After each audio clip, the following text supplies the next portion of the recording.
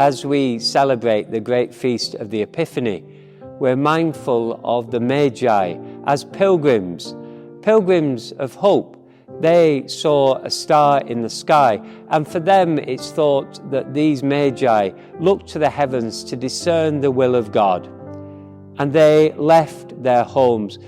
My spiritual director, before I set off on the Camino, said that there were 4 stages of pilgrimage in the medieval mind. The first was the call from God.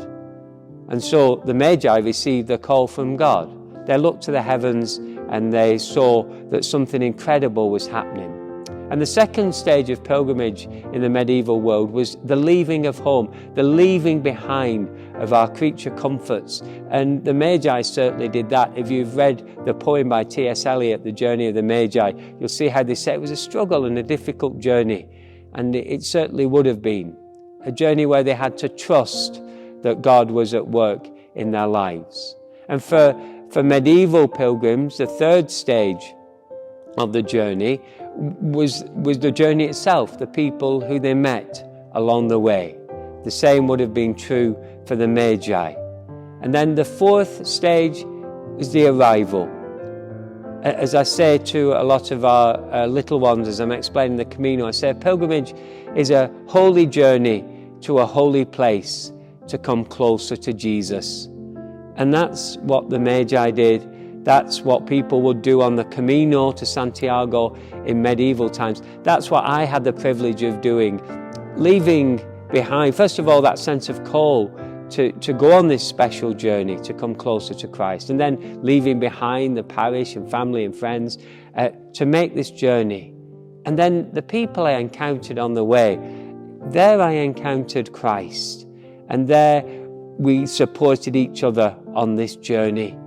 We shared that sense of being on the same way, literally, the Camino. The Magi, when they encountered Jesus, their lives were transformed. They went home in a different way, filled with joy, filled with hope.